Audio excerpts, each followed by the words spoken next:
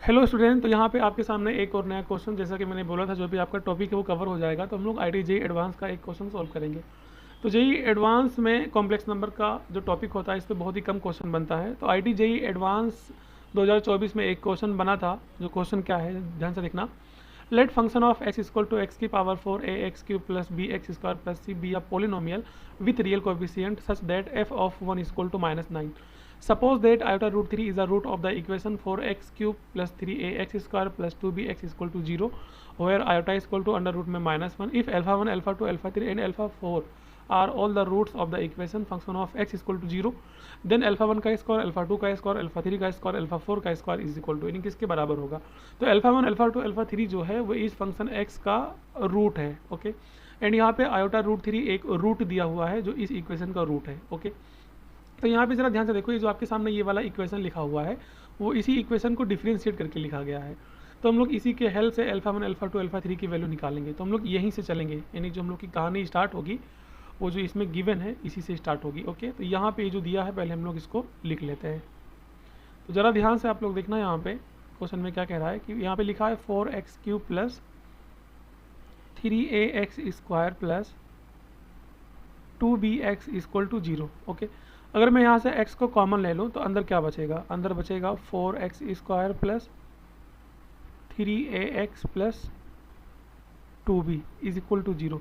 अब एक बार यहाँ x इक्वल टू 0 हो जाएगा तो उसको हटा ही दो, एंड एक बार यहाँ पे 4x square plus 3ax plus 2b equal to 0।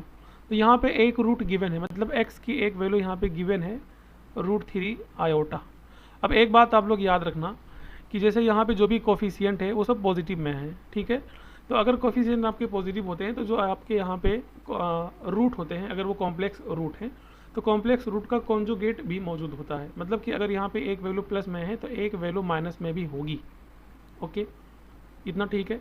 तो यहाँ से हम लोग क्या करेंगे, ए और बी की वैल्यू निकालेंगे और उठा के यहाँ पे रखेंगे, और वहाँ पे सी की वैल्यू निकालेंगे। फिर एक इक्वेशन बनेगा जहाँ से हम लोग को अल्फा 1, अल्फा 2 की वैल्यू मिलेगी। ओके, तो ज़रा ध्यान से देखना कि यहाँ पे कैसे किया जाएगा।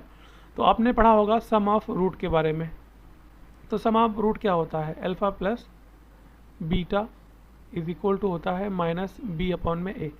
अब यहाँ पे एक वैल्यू अल्फा की हो गई, मतलब कि √3 आयोटा है ना, एक वैल्यू अल्फा की हो गई √3 आयोटा, और एक वैल्यू बीटा की होगी तो मतलब -√3 आयोटा, तो -√3 iota is equal to minus b की वैल्यू हो गई आपकी पूरी की पूरी यहाँ पे 3a है ना, 3a क्या लिखा है 3a बी की वैल्यू, एंड अपॉन ए की वैल्यू क्या हो जाएगी 4 हो जाएगी। आई होप ये सब बेसिक चीज़ें आप लोग को मालूम होगा।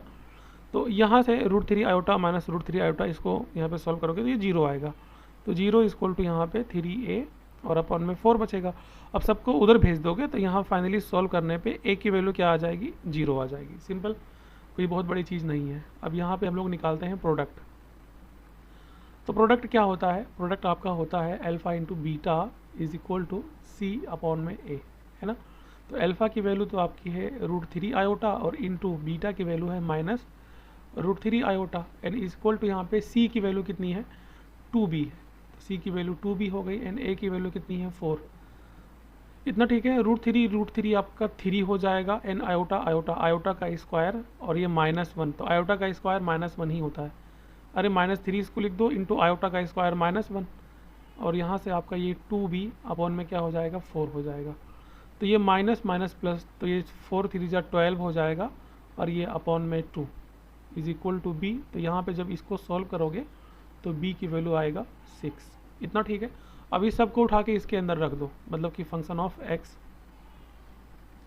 इज इक्वल टू यहाँ पे क्या गिवन है x की पावर 4 और प्लस a की वैल्यू कितनी है 0 है, तो यहाँ पे ये पूरा का पूरा टर्म 0 हो जाएगा। तो ये bx स्क्वायर बचेगा जिसमें b की वैल्यू 6 है, तो ये हो जाएगा आपका 6x का स्क्वायर एंड प्लस c। इतना ठीक है।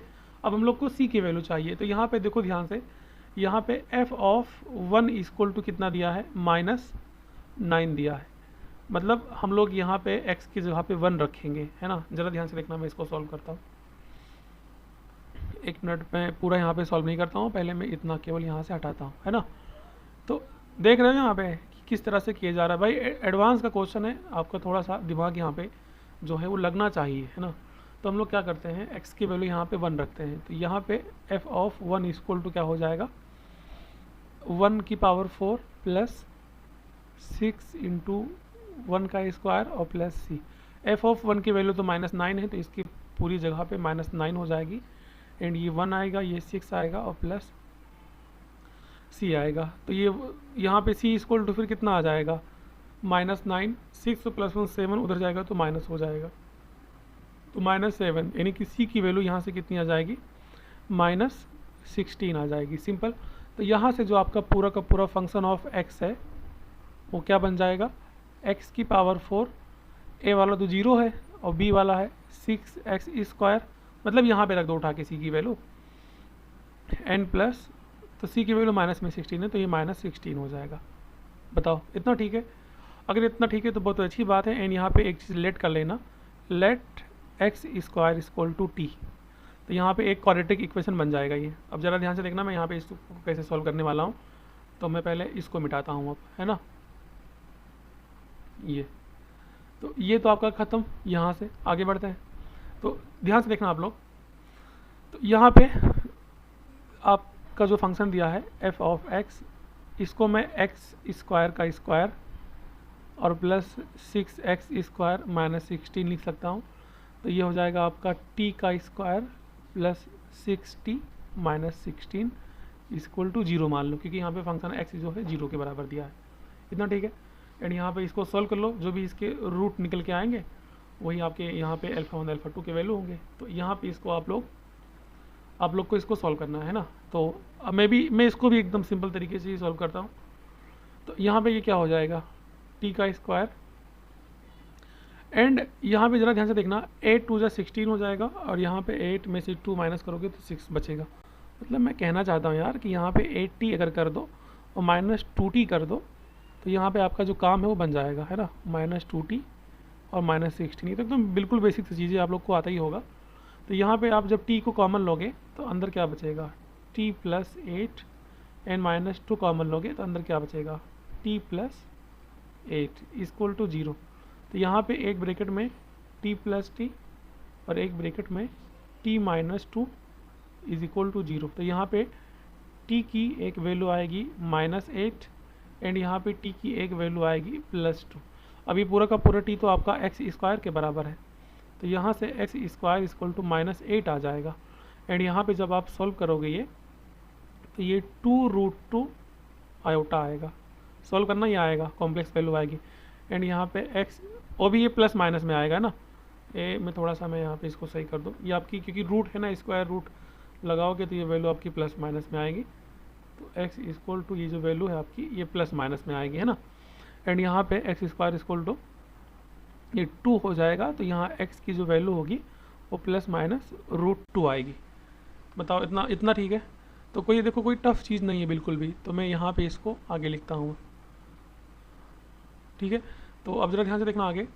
तो यहाँ पे हम लोग को दो वैल्यू दिख रही है ना, मतलब एक प्लस में एक माइनस में। तो यहाँ पे एक वैल्यू α1 को हम लोग यहाँ मान लेते हैं 2√2 आयोटा प्लस में, एंड α2 मान लेते हैं माइनस में 2√2 आयोटा, एंड α3 मानेंगे यहाँ पे +√2। समझ में आ रही बात ना? मतलब कि दो रूट इसके अंदर से निकलेंगे, दो रूट उसके अंदर से निकलेंगे, तो +√2, एंड α4 की जो वैल्यू होगी वो होगी -√2। सिंपल। अब ये जो क्वेश्चन में गिवन है इसी की वैल्यू हम लोग को निकालनी, यहीं पे रख दो। तो यहाँ पे α1 की जो वैल्यू है वो 2√2 आयोटा का स्क्वायर हो जाएगा, है ना। तो यहाँ पे फाइनली कितना आएगा, 2√2 आयोटा, ऐसे मॉड में दिया है, का स्क्वायर, और प्लस α2 की वैल्यू कितनी है, -2√2 आयोटा का ऐसे मॉड में स्क्वायर, और प्लस α3 की वैल्यू कितनी है, √2 का स्क्वायर और प्लस -√2 का स्क्वायर। सिंपल। इतना ठीक है? अब अगर इतना ठीक है तो सिंपल आपने अगर पढ़ा होगा कि जैसे यहाँ पे ये 2√2 आयोटा ये कॉम्प्लेक्स नंबर की तरह हम लोग को दिख रहा है ना।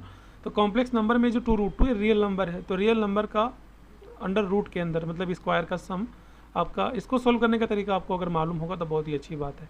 मतलब 2√2 का जो होगा यहाँ पे होल स्क्वायर हो जाएगा। इतना ठीक है? एंड यहाँ पे प्लस, यहाँ पे जो प्लस, इसका भी सेम तरीके से आप करोगे तो ये हो जाएगा -2√2। अरे रियल नंबर के स्क्वायर का सम ही तो होता है, ठीक है, अंडर रूट के अंदर। एंड प्लस ये तो नॉर्मली एक रियल नंबर है, तो √2 का जो स्क्वायर होगा वो 2 होगा, एंड मोड के बाहर माइनस प्लस बन जाएगा, एंड √2 का जो स्क्वायर होगा वो 2 ही होगा। तो यहाँ से आप इसको सोल्व कर लेना। तो देखो 2√2 एक्चुअल में क्या है, 8 का स्क्वायर, स्क्वायर से रूट कैंसिल, तो ये 8 बचेगा, एंड माइनस का स्क्वायर पॉजिटिव, एंड 2√2 8 है, 8 का स्क्वायर रूट कैंसिल, तो ये 8 बचेगा, एंड यहाँ पे 2 + 2 तो इज इक्वल टू यहाँ 8 + 8 16, और ये +4 कितना आ जाएगा 20। तो समझ में आया कुछ? देखो थोड़ा सा लेंथी दिख रहा है आप लोग को, बट यहाँ पे आपके सामने ये आंसर आ चुका है। कितना आया आंसर 20। तो आई होप ये क्वेश्चन आपको समझ में आएगा। और अभी भी यहाँ पे आपके IIT JEE मेन में इसके बहुत सारे क्वेश्चन बनते हैं। देखो एडवांस की अगर हम लोग बात करते हैं तो उसमें क्वेश्चन नहीं बनते हैं, बट JEE मेन में इसके क्वेश्चन बनते हैं। तो JEE मेन के भी बहुत सारे क्वेश्चन हम लोग इसको सोल्व करेंगे। तो सुकून से पढ़िए, इत्मीनान से पढ़िए, क्योंकि हम लोग को चलना है अनंत से भी आगे। Thank you so much.